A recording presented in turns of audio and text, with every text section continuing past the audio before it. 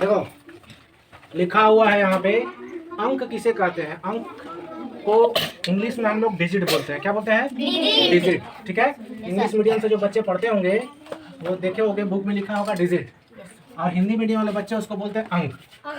ठीक है, अंक इसी को हम बोलते हैं डिजिट। ठीक है, डिजिट। अंक क्या होता है? तो इसमें हमें बताया अंक वे प्रतीक होते हैं। प्रतीक मीन्स होता है चिन्ह, पहचानने वाला चीज। ठीक है, अंक वे प्रतीक होते हैं जिनसे हम संख्याएं बनाते हैं। संख्याएं बनाते हैं। संख्या क्या होता है? 9 के बाद 10। ठीक है, 9 के बाद 10, 11, मतलब 9 के बाद जितनी भी हैं वो सारी की सारी क्या है? संख्याएं हैं। ठीक है, और जिनसे हम संख्याएं बनाते हैं जैसे 0 to 9, यानी 0 से लेकर 9 तक। देखो 0, 1, 2, 3, 4, 5, 6, 7, 8, 9, ये सारे क्या है? डिजिट है। क्या बोलेंगे इसको? डिजिट। 0 to 9 को क्या बोलेंगे? डिजिट बोलेंगे। इन्हीं से डिजिट से हम नंबर्स बनाते हैं। नंबर्स को हिंदी में संख्या बोलते हैं। ठीक है, नंबर्स को क्या बोलेंगे? संख्या। ठीक है, तो नंबर मीन्स होता है संख्या।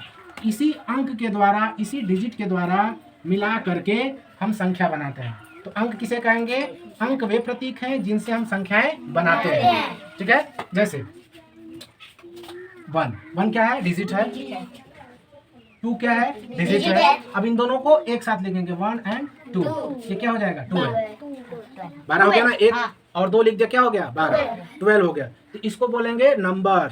क्या बोलेंगे? नंबर। हिंदी में बोलेंगे संख्या। क्या बोलेंगे? संख्या।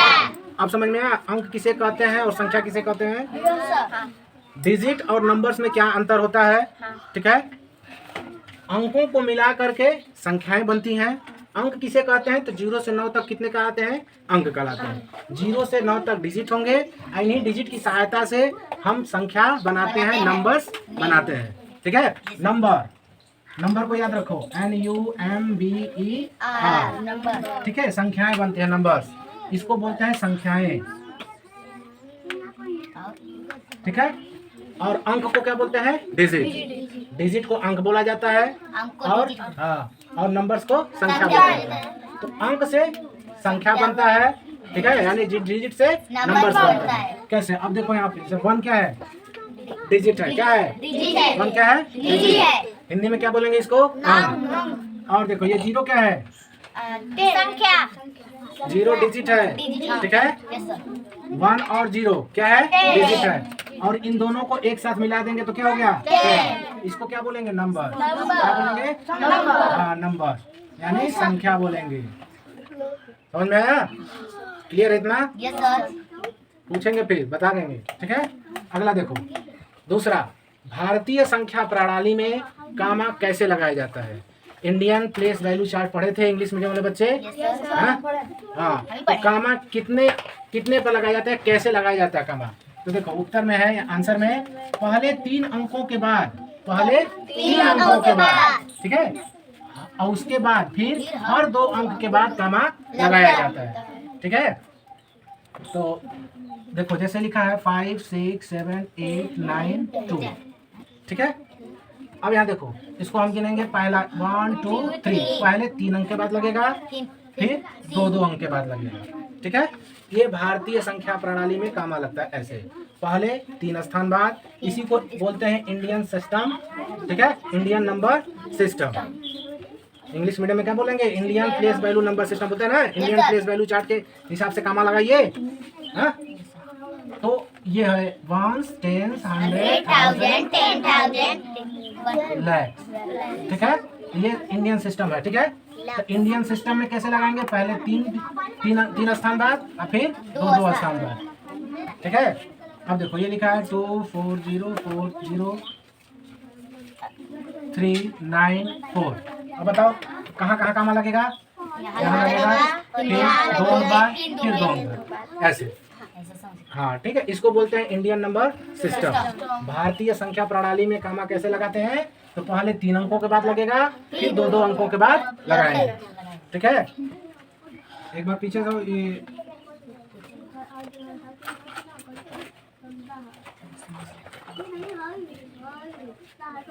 अब जिससे पूछते हैं बताओ, चलो बताओ रागिनी, ये क्या है? डिजिट है या फिर नंबर है? नंबर। नंबर है। चलो कार्तिक बताओ, डिजिट है नंबर है? डिजिट। डिजिट। चलो गोल्डी बताओ, डिजिट है नंबर है? डिजिट। हाँ डिजिट। अच्छा, तुम बताओ, डिजिट है नंबर है? नंबर। कैसे नंबर है?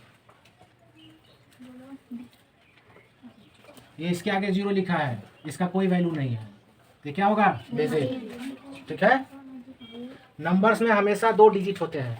नंबर्स में क्या होते हैं? 2 डिजिट होंगे, हमेशा 2 डिजिट होंगे। ये 0 आगे लिख दिया ऐसे, तो इसकी वैल्यू नहीं होती। अब बताओ, ये डिजिट है नंबर है? नंबर। नंबर से। ठीक है, इतना क्लियर है ना? Yes sir. अब बताओ तुम लोग, कामा वाला यस सर। तू बताओ, बताओ कामा कहाँ लगेगा? सब बताएं। हाँ 6। हाँ हाँ बताओ, पहले यहाँ लगेगा, फिर 5। यहाँ पे। ठीक है, हाँ अब इसमें बताओ,